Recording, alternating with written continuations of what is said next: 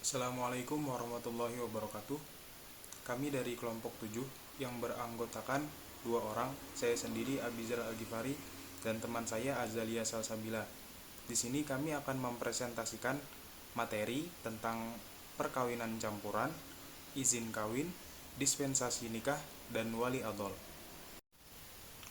Pertama, perkawinan campuran.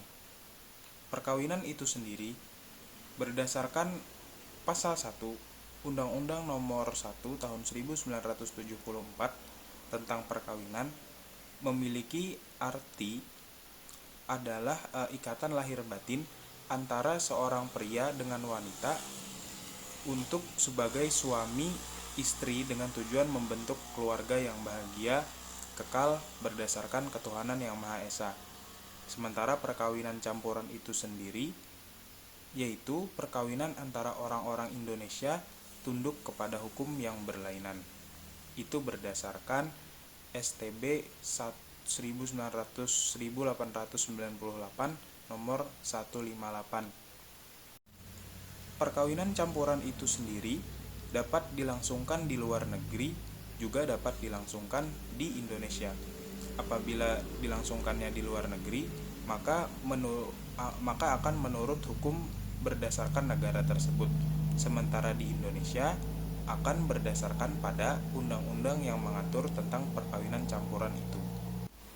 Dampak hukum dari perkawinan campuran yang sering ditemui adalah kewarganegaraan anak yang dilahirkan dari hasil perkawinan tersebut. Dalam pasal 62 Undang-Undang Nomor 1 Tahun 1974 tentang perkawinan yang menyatakan dalam perkawinan campuran kedudukan anak diatur dalam pasal 59 ayat 1 undang-undang ini.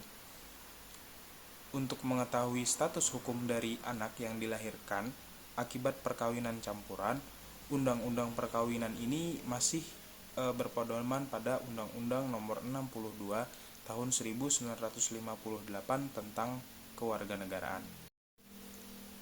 Undang-undang kewarganegaraan tersebut menganut prinsip kewarganegaraan tunggal, yang mana anak yang dilahirkan akibat perkawinan campuran hanya bisa mempunyai kewarganegaraan tunggal atau kewarganegaraan satu saja. Yang dalam undang-undang ini telah ditetapkan bahwa mengikuti kewarganegaraan ayahnya saja. Berbeda dengan Undang-Undang Nomor 12 Tahun 2006 tentang kewarganegaraan yang sudah tidak lagi mengatur demikian. Khusus untuk anak yang lahir dari hasil perkawinan campuran berdasarkan pasal 6 diberikan status kewarganegaraan ganda sampai ia berusia 18 tahun atau ia sudah menikah. Selanjutnya mengenai izin kawin. Izin kawin adalah perizinan yang diberikan untuk perkawinan yang calon mempelainya itu berusia 21 tahun dan tidak mendapatkan izin dari orang tuanya. Izin kawin ini berbeda dengan dispensasi nikah. Menurut pasal 6 ayat 2 dan 3 Undang-Undang Perkawinan menyebutkan ayat 2-nya untuk melangsungkan perkawinan seorang yang berumur 21 tahun harus mendapat izin kedua orang tuanya. Ayat 3 dalam hal seorang dari kedua orang tua tersebut meninggal atau dalam keadaan tidak mampu menyatakan kehendaknya, maka izin yang dimaksud ayat 2 pasal ini cukup dari orang tua yang masih hidup atau dari orang tua yang mampu menyatakan kehendak. Prosedur izin kawin adalah sebagai berikut. Yang pertama, calon mempelai yang umurnya belum 21 tahun dan tidak mendapatkan izin dari orang tua harus mengajukan permohonan tertulis ke pengadilan. Kedua, permohonan diajukan di pengadilan agama sesuai tempat tinggal pemohon. Dan yang ketiga, permohonan harus memuat identitas pihak. Calon mempelai yang berusia 21 tahun sebagai pemohon, posita, alasan yang mendasari diajukannya permohonan, dan petitum, hal yang dimohon berupa putusan dari pengadilan. Izin kawin adalah pengecualian yang dapat dilakukan sesuai dengan ketentuan yang telah diatur dalam undang-undang. Hal ini dimaksudkan untuk menciptakan tujuan perkawinan sesuai harapan, serta dapat menimbulkan akibat hukum yang positif, seperti sahnya perkawinan tersebut. Juga diakui hak keperdataan anak atas hasil dari Selanjutnya adalah tersebut. dispensasi nikah.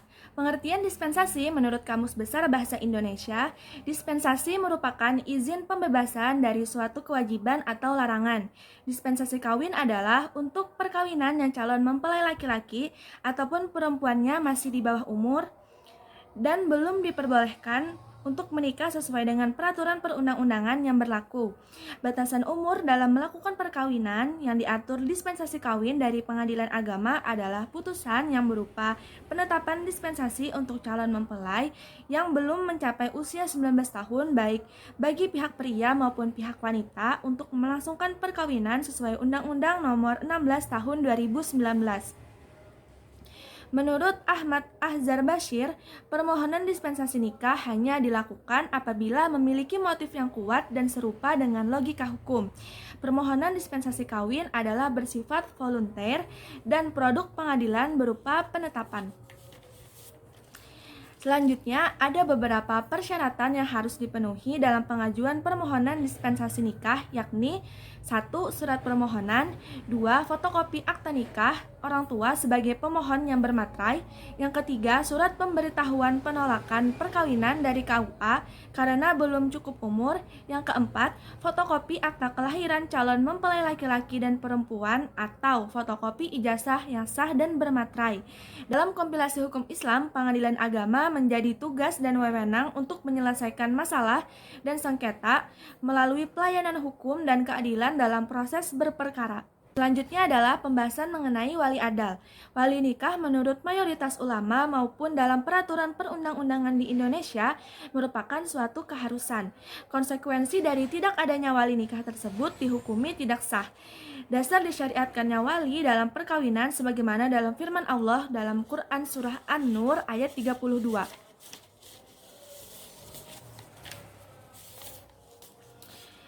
Selanjutnya, wali nikah ada kalanya menjadi permasalahan atau halangan dalam suatu perkawinan apabila wali nikah yang paling berhak ternyata tidak bersedia atau menolak untuk menjadi wali bagi calon mempelai perempuan, dikarenakan alasan tertentu.